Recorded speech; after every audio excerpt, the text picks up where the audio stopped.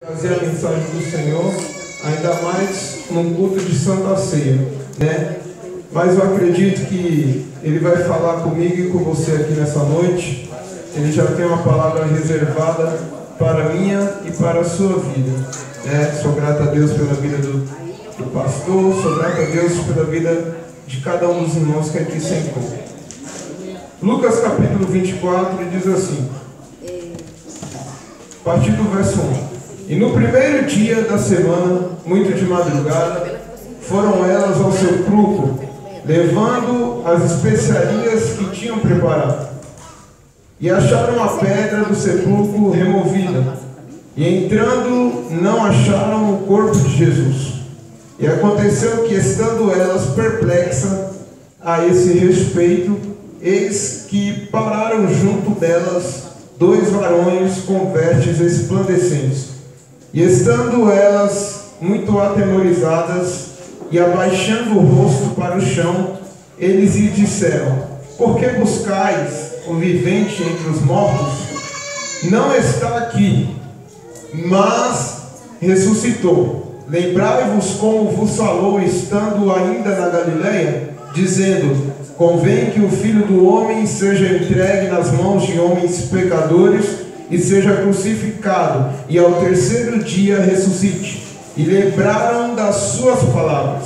E voltando do sepulcro, anunciaram todas essas coisas aos 11 e a todos os demais. E eram Maria Madalena e Joana e Maria, mãe de Tiago, e as outras que com elas estavam, as que diziam estas coisas aos apóstolos. E as suas palavras lhe pareciam como desvario, e não as creram. Pedro, porém, levantando-se, correu ao sepulcro, e abaixando-se viu só os lenços, e ali postos, e retirou-se admirado consigo aquele caso. Antes dos irmãos se assentar, vamos estar fazendo uma oração, para que Deus venha usar a minha vida aqui nessa noite, para ministrar a sua palavra. Senhor nosso Deus, aqui está o teu povo, que se encontra, meu Deus, sedento da palavra do Senhor. Meu Deus, eu sou instrumento em tuas mãos. Por isso eu quero te pedir, Senhor Espírito Santo, que o Senhor venha, Senhor, me usar aqui nesta noite, para ministrar a palavra do Senhor, para trazer a mensagem do Senhor. Ó meu Deus, que a mensagem, ó meu Deus, venha primeiramente para a minha vida e depois para a vida de toda a sua igreja. Meu Deus, o Senhor já se faz presente, o Senhor está aqui. Eu posso sentir o Senhor aqui neste lugar. Por isso, meu Deus, eu quero te pedir, meu Pai, que o Senhor venha nos usar aqui, Senhor, nesta hora, neste momento, que nós todos possamos sair daqui, meu Deus, transbordando da sua graça, da sua unção, ó meu Senhor, que nós possamos sair daqui, meu Deus, de uma forma impactante, Senhor, que possamos viver uma experiência sobrenatural neste momento, a qual nunca vivemos ainda em nossas vidas. Senhor nosso Deus, que o Senhor venha operar os teus milagres. Senhor nosso Deus, que o Senhor venha operar, Senhor, as tuas maravilhas em nosso meio. Nós te pedimos em nome do teu Filho amado Jesus Cristo, e desde já te agradeço para todos sempre. Amém. Amém. Pode tomar os seus assentos.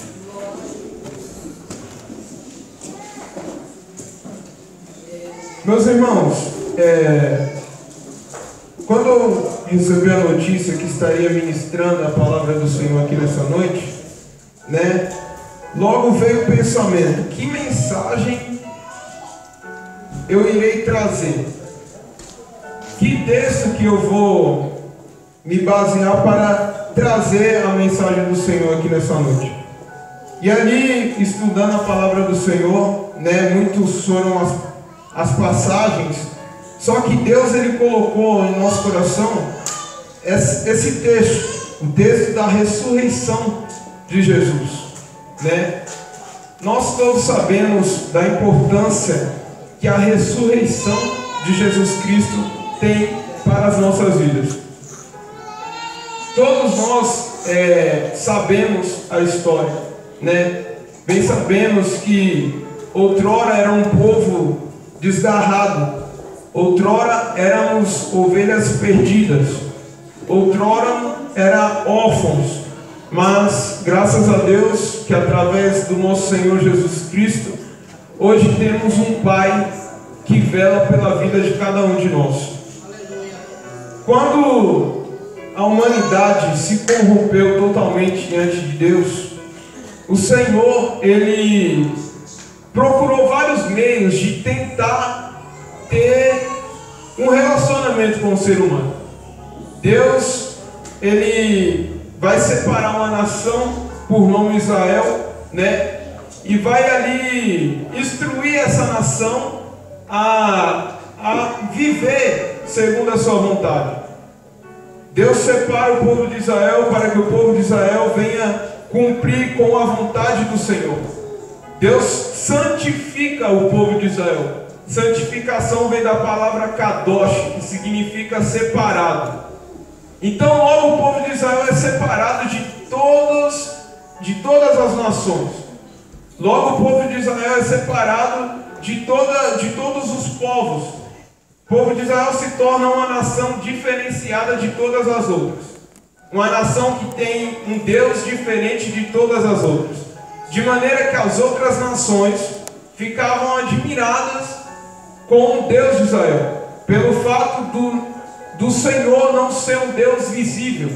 Porque as outras nações, a maioria delas tinha ali alguma escultura, ou de ferro, ou de cerâmica, para adorar. Só que o Deus de Israel, ele não é materializado em algum tipo de metal, ou madeira, ou cerâmica. Ele é o Deus invisível.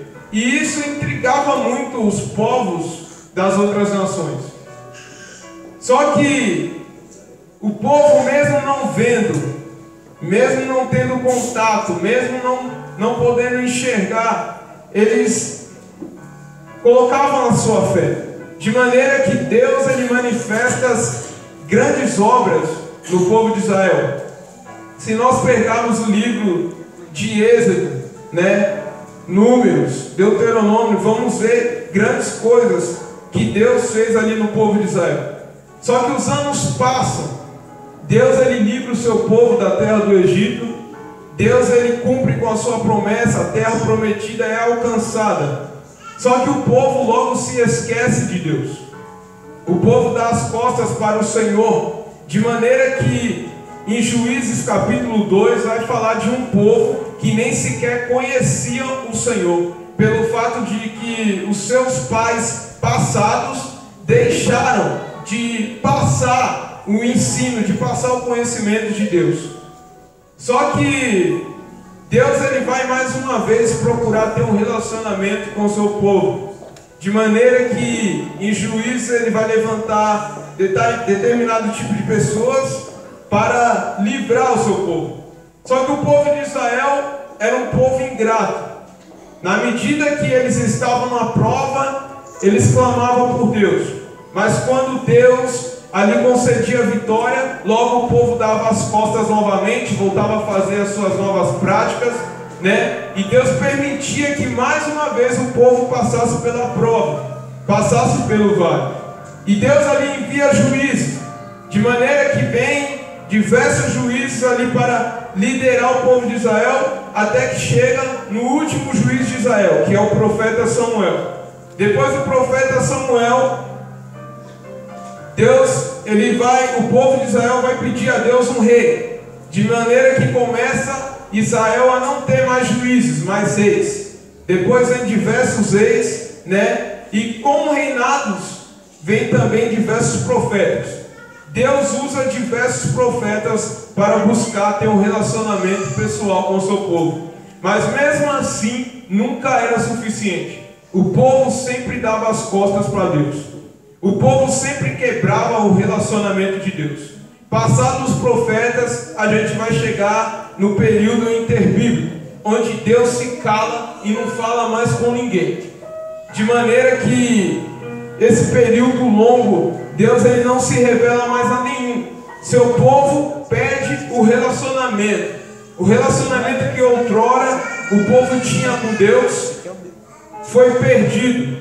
De maneira que Deus, ele não vai mais falar com o seu povo. Só que passado os 400 anos, do período interbíblico, Deus começa a usar uma pessoa na terra. Uma pessoa que eu tenho grande admiração pela coragem, porque não é fácil, depois de tanto tempo de Deus falar com o seu povo, você tomar a coragem e ir anunciar o reino de Deus. Deus ele vai usar a vida de João Batista, preparando o terreno para que Jesus chegasse até aqui na terra. E quando todos estavam acostumados com o silêncio, né, do período interbíblico, Deus usa a vida de João Batista, e João Batista vem anunciando que é chegado o reino dos céus na terra. Com isso, Jesus, ele vem, ele abre mão de toda a sua glória, do céu desce à terra, só porque ele tem um plano na minha e na sua vida e na vida de toda a humanidade. Jesus, ele chega até a terra e ele vai cumprir a sua missão. Jesus, ele vem para ensinar, Jesus, ele vem para exortar o povo ao arrependimento. Jesus, ele consegue cumprir toda a sua missão com êxito e com todo sucesso. Com isso, o inimigo se levanta contra a vida dele, usa ali pessoas e procura fazer mal contra o Senhor. De maneira que Jesus é traído, de maneira que Jesus é abandonado, e ali eles conseguem o objetivo deles, que era de crucificar o nosso Senhor. E o interessante é que Jesus ele não abre mão de nada. Jesus ele não desistiu de mim e de você. Então a primeira pergunta que eu quero fazer para vocês aqui nessa noite é: por que vocês querem desistir? Por que muitas das vezes a gente desiste tão fácil, sendo que o que o Senhor passou por nós foi muito maior? Porque nós, com o nosso fardo, que se comparado ao dele é levíssimo, por que muitas das vezes pensamos em desistir? Pensamos em parar, pensamos em abrir mão da caminhada, pensamos em abrir mão do chamado que o Senhor tem para as nossas vidas. Então, a primeira coisa que eu quero dizer aqui para vocês: não desistam, prossiga até o fim. Aleluia. Grande será a vitória, grande será o seu galardão. Não deixe a sua cruz de lado, carregue a sua cruz e segue a Jesus. Jesus ele está ao nosso lado para nos ajudar. Ele nunca nos abandonou, ele nunca vai nos abandonar, ele está conosco, e a gente um dia vai poder agradecer a ele pessoalmente lá no céu. Aleluia. Só que, como eu dizia, os inimigos ali do povo do Senhor conseguem os seus objetivos. Jesus, ele vai fazer com que os discípulos venham organizar a última ceia que ele ia participar, de maneira que todos ali estavam reunidos, né? E Jesus ele vai chegar e vai dizer: ó, eu não vou participar mais da ceia com vocês. Essa aqui está sendo a minha última ceia, né? E ali ele revela que ele ia ser traído por alguém. Os discípulos ainda não sabiam, né? E logo ali depois da ceia, ele vai para o Getsemane, né? E o Getsemane é um dos lugares mais pesados, né? Porque bem sabemos que o sofrimento de Jesus, fisicamente falando, foi muito cruel, né? Imagine as chibatadas, imagine a coroa de espinhos sobre a sua cabeça, imagine as suas mãos sendo perfuradas pelos pregos, os seus pés sendo perfurados pelos pregos, né? Imagine os cortes abertos e ele, mesmo perdendo tanto sangue, ele carregando a sua cruz até o final. O sofrimento físico de Jesus foi muito grande, e o psicológico nem se compara, porque Jesus ele sabia o que ele tinha que passar. Ele sabia do peso, do fardo, do pecado da humanidade. Ele sabia que através dele ele teria que restituir o relacionamento de Deus e a humanidade. Só que quando ele chega no Getsemane, ele logo fala para os seus discípulos mais íntimos: olha, a minha alma está profundamente triste, ou a minha alma está amargamente triste, né? E ali Jesus vai pedir para que os seus discípulos venham ali orar com ele, né? Só que os discípulos acabam dormindo, e ali ele volta, pega os 3 discípulos dormindo e fala: vocês não podem vigiar comigo, né? E ali ele volta a orar novamente, e quando ele volta, ele pega os discípulos dormindo novamente, e ali chega a hora de sair, e logo vem ali os homens, os soldados, buscar Jesus. Judas dá o beijo, só que olha o exemplo que ele nos dá, né? Mesmo Jesus sabendo que Judas estava traindo ele ali, ele chama Judas de amigo, né? Então, quando ele ali é identificado pelos soldados, os soldados vêm, pegam Jesus, né?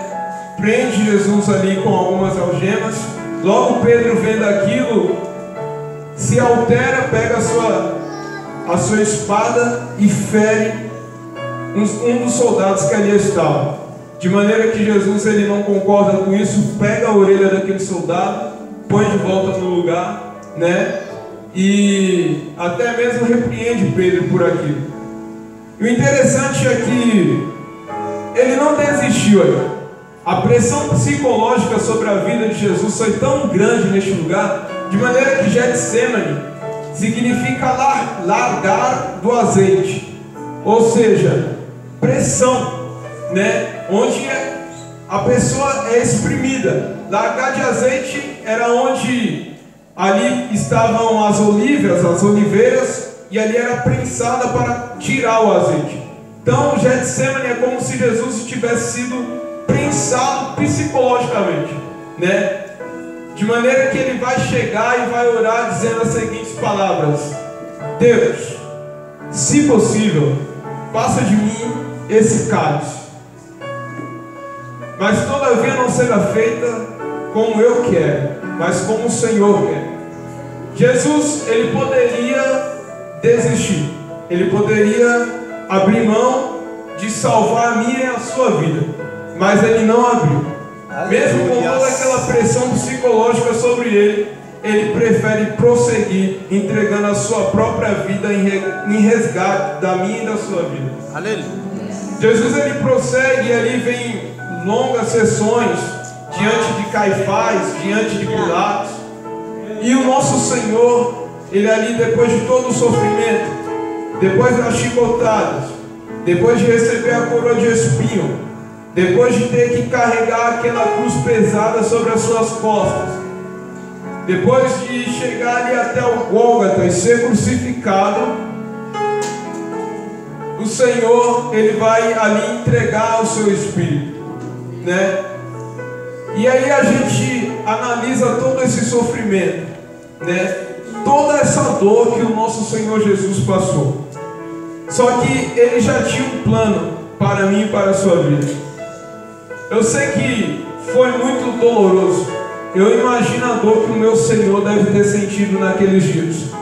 Mas o que me traz mais alegria, sabe o que é? É saber que ao terceiro dia, no sepulcro não estava mais ninguém lá.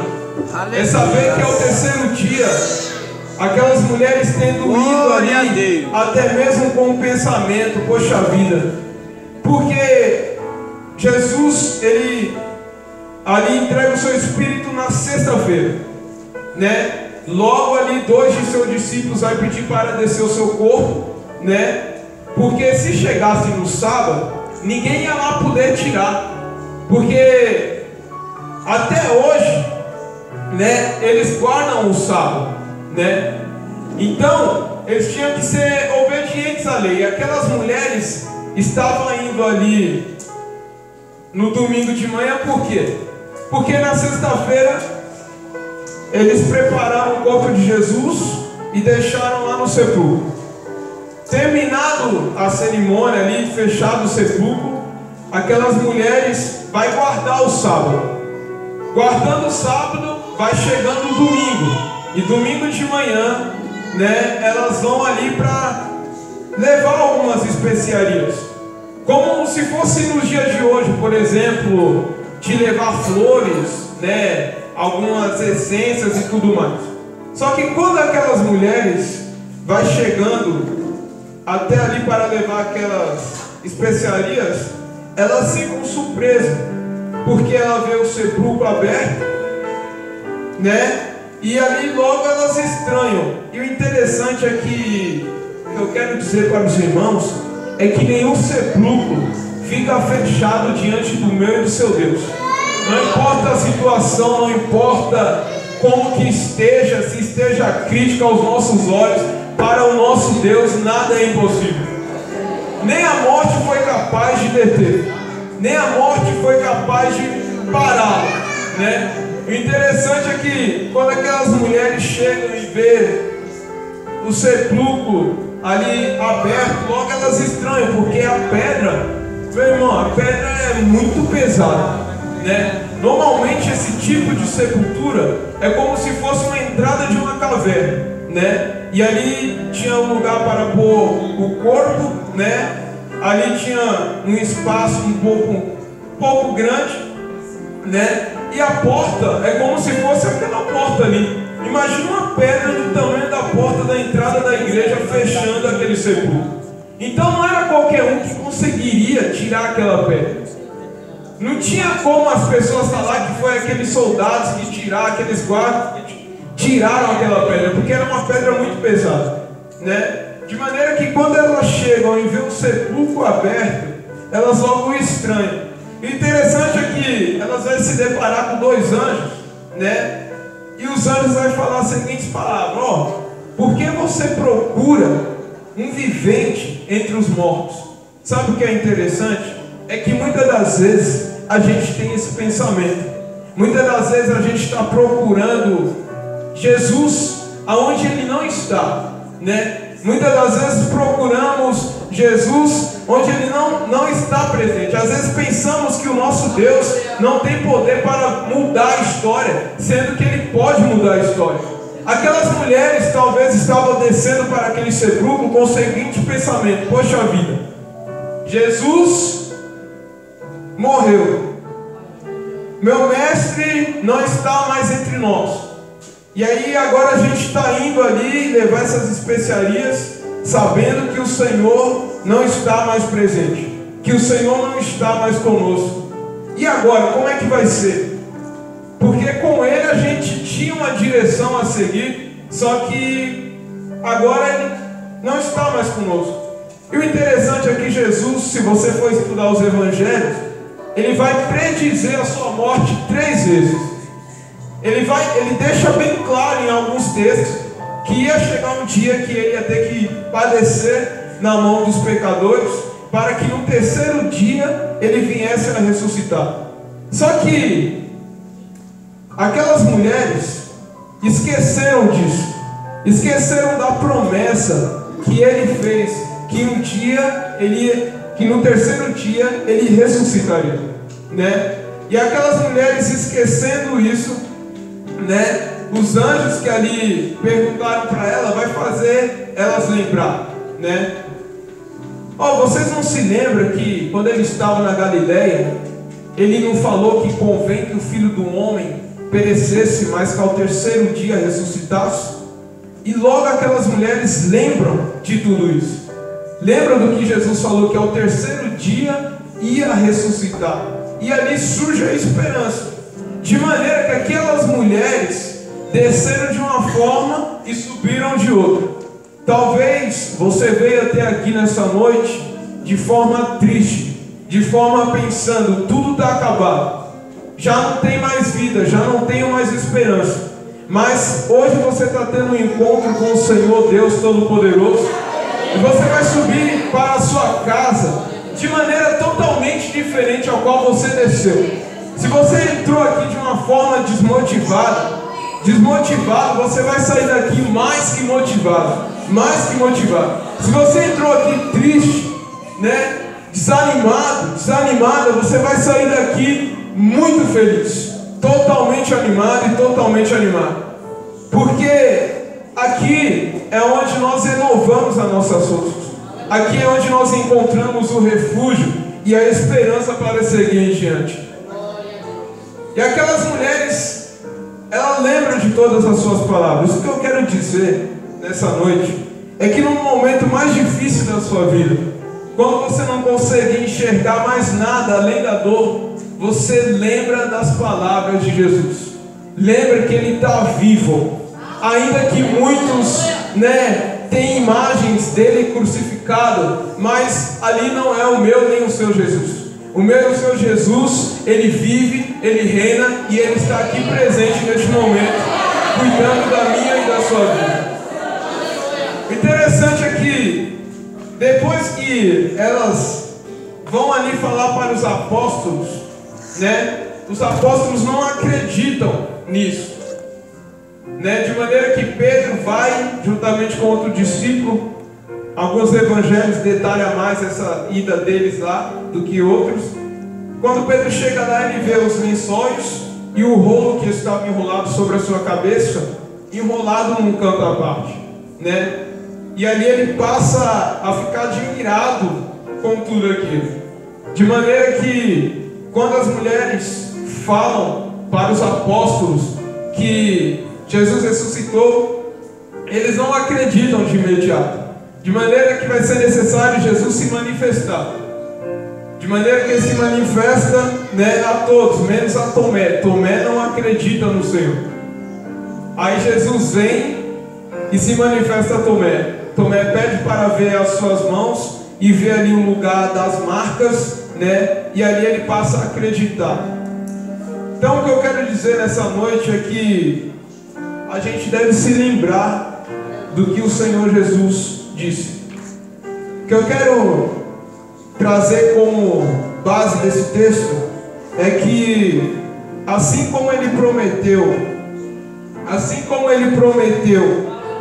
que um dia ia ressuscitar, que no terceiro dia ia ressuscitar e ressuscitou, ele não só prometeu isso, ele prometeu para mim e para você que um dia nós íamos cegar junto.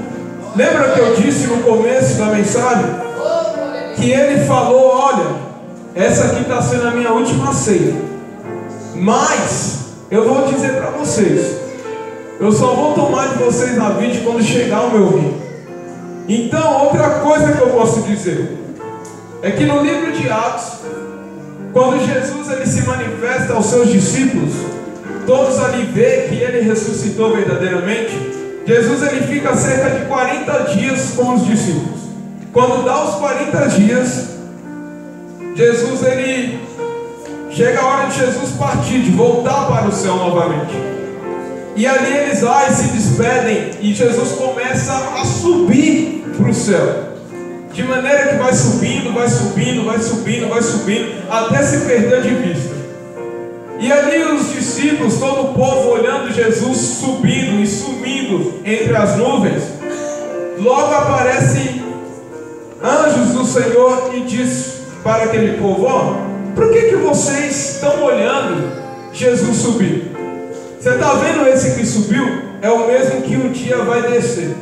O que eu quero dizer para você aqui nessa noite é que assim como ele prometeu que ia ressuscitar no terceiro dia e ressuscitou, ele prometeu que um dia vai voltar e vai me buscar e vai te buscar. Ele prometeu que um dia a gente vai cear, só que a ceia não vai ser aqui, a ceia vai ser lá no céu.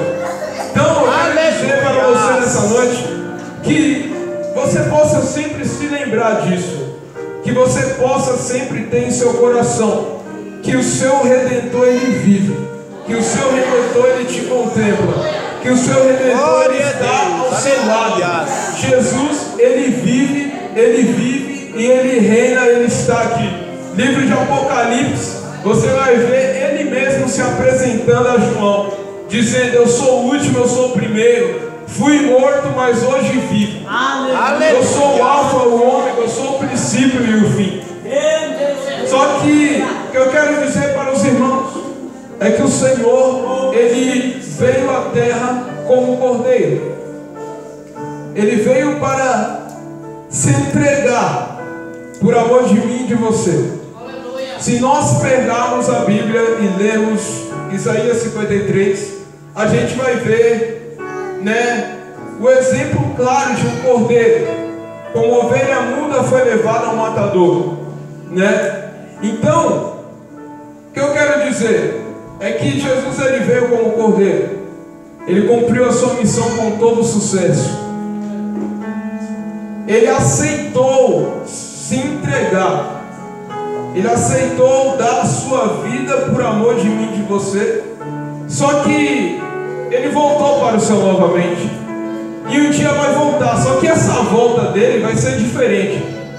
Não vai vir mais como cordeiro, mas sim como leão, buscar a igreja lavada e remida no seu sangue.